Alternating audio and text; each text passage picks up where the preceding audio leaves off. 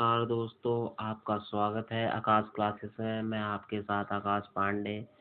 दोस्तों, जैसा कि हमने पिछली क्लासों में चर्चा करी थी geography political 11th class chapter 1 के बारे में, भूगोल एक विषय के रूप में। आइए हम इस पे कुछ टॉपिक रह गए थे, चर्चा करेंगे। भूगोल, पहला प्रश्न ये आता है कि किसी के अगर एग्जाम में आता है कि भूगोल क्या है। भूगोल अर्थात ज्योग्राफी का शाब्दिक अर्थ क्या है। तो भूगोल ग्रीक भाषा के दो शब्दों जियो प्लस अर्थात पृथ्वी, ग्रोफास अर्थात वर्णन। जियो का मतलब है पृथ्वी, ग्रोफास का मतलब है वर्णन। इस तरह का शाब्दिक अर्थ पृथ्वी का वर्णन कहलाता है। ये इंटरस्थेनिज की भी परिभाषा में आपको मैंने बता दिया है। ये नोट्स है मेरे, जो कि हम आपको इस स्क्रीन पर दर्शा रहे हैं। ज्योग्राफी का शब्द सर्वप्रथम प्रयोग किसने किया था? इसमें देखो इंटरस्थेनिज का नाम आता है। ग्रीक विद्वान ने 232 ईस्वी पूर्व में ज्योग्राफी शब्द का प्रयोग किया था।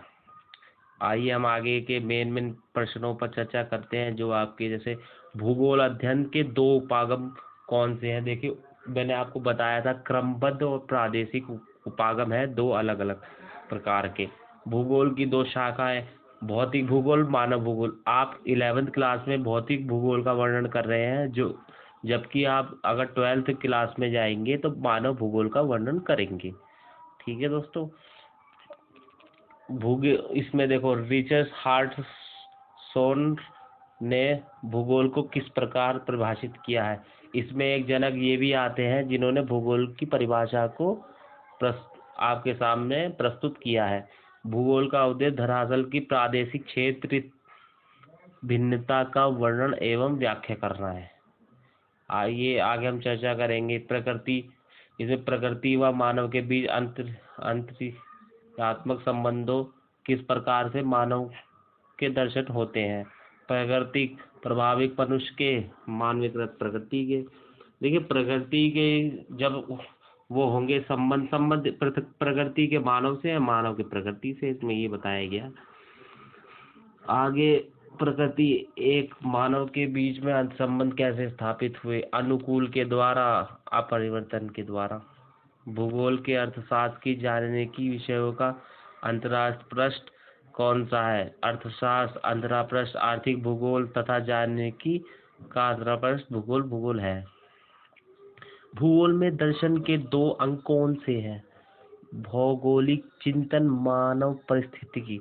देखिए, इसमें भौगोलिक और मानव का ही मेन बातें सामने आती जब हम भूगोल के दर्शन की बातें करते हैं। विश्व वस्तु उपागम किस भूगोलवेत्ता द्वारा किया गया? देखो, अभी मैंने आपको पिछली क्लास में समझाया था, जब हमने उसमें भौतिक भूगोल के बारे में बताया था, तो अलेक्जेंडर वान हाम्बोल्ट 1769-1859 में हुआ था ये। प्रादेशिक भूगोल की विभिन्न शाखाएं कौन सी हैं? प्रादेशिक भूगोल की विभिन्न उपागम है प्रादेशिक क्षेत्रीय अध्ययन, प्रादेशिक नियोजन, प्रादेशिक विकास, प्रादेशिक विश्लेषण। भूगोल किस प्रकार ऐतिहासिक घटनाओं को प्रभावित करता है? दूर इतिहास के बदलने में एक प्रभावशाली कारक काम क्षेत्रीय विस्तार, विस्तृत समुद्र, विशाल समुद्र के नया विश्व पैदा कर उसकी भूमि युद्ध होती है। देखिए, भूगोल के सामाजिक एवं प्रकृति विज्ञानों से संबंध क्यों बनाता है? जो भूगोल है उसमें प्रकृति एवं सामाजिक विज्ञानों से संबंध क्यों बनाता है? इसमें घनिष्ठता जुड़ी होती है, और इसमें क्या बोलते हैं, भूगोल एक दूसरे के विषयों के साथ प्रासरणी संबंध होते हैं। भूगोल व्यष्टिगत सूचनाओं के बहाल अवरुद्ध नहीं कर सकता, जैसे कि शरीर की कोशिका झिल्ली रक्त बहाव नहीं अवरुद्ध नहीं कर सकती। उदाहरण के तौर पर ये कहा गया है। देखिए, ये इम्पोर्टेंट क्वेश्चन आपके जो चैप्टर में आता है, ये आपकी परीक्षा में भी जो आ सकता है। क्रमबद्ध भूगोल और प्रादेशिक भूगोल में अंतर। देखिए, क्रमबद्ध भूगोल एक क्रमानुसार पृथ्वी की भौगोलिक संरचना को दर्शाया जाता है और उसे क्रमानुसार दर्शाया जाता है। लेकिन प्रादेशिक भूगोल में एक रूपी, इसमें इकाई रूपी से अध्ययन किया जाता है। प्रादेशिक भूगोल विषय एकाकी रूप देखा, एकाकी रूप इसमें होता है जो प्रादेशिक भूगोल होती है, और क्रमबद्ध में क्रमानुसार उसकी संरचना विश्व पटल पर या भौगोलिक पटल पर करी जाती है।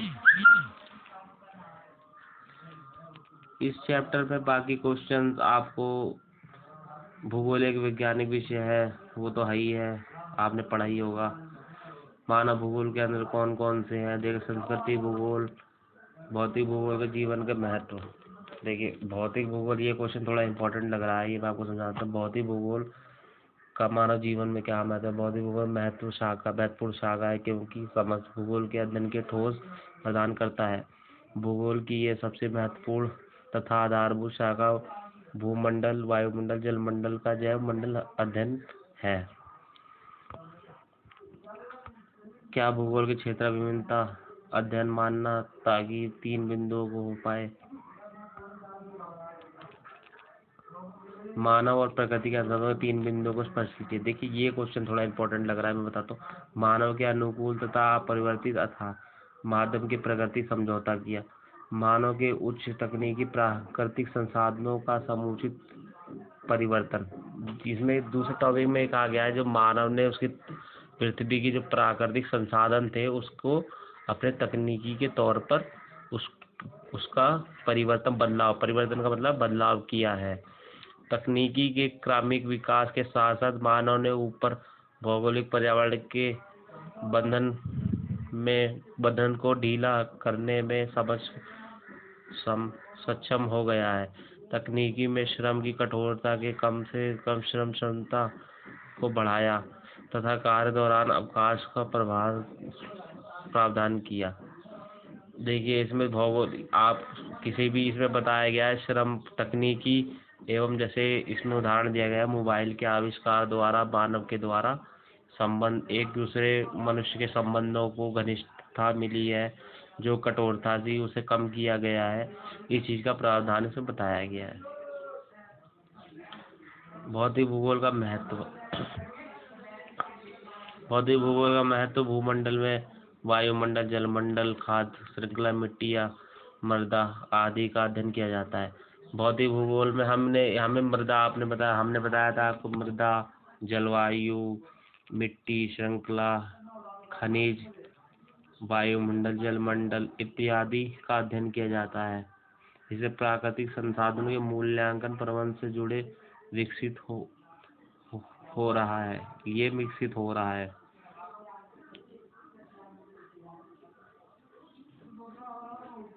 आइए आगे बस जी। चैप्टर में इसमें यही, पहले चैप्टर में यही मेन प्रश्न थे। इन्हीं में से कोई भी आपका प्रश्न आ सकता है पेपर में। इसके लिए अब हम नेक्स्ट चैप्टर की शुरुआत करेंगे, जिसमें आपको नेक्स्ट चैप्टर के बारे में समझाया जाएगा। बाकी कोई भी चीज़ अगर समझ ना आई तो मेरे को कमेंट कर सकते हैं। देखिए मैं आपको ये चीज़ पढ़ के क्यों बता रहा हूँ, क्योंकि ये नोट्स एक मैंने बनाए गए, मतलब उसकी तरीके से इसको अपने तरीके से बनाया गया है। मतलब एक दो नंबर के जो प्रश्न है इस चैप्टर को ऐसे ही मूल रूप से मैंने बनाया है। ठीक है, अब हम आपसे मिलते हैं अगली क्लास में। तब तक के लिए धन्यवाद। ठीक है, नमस्कार।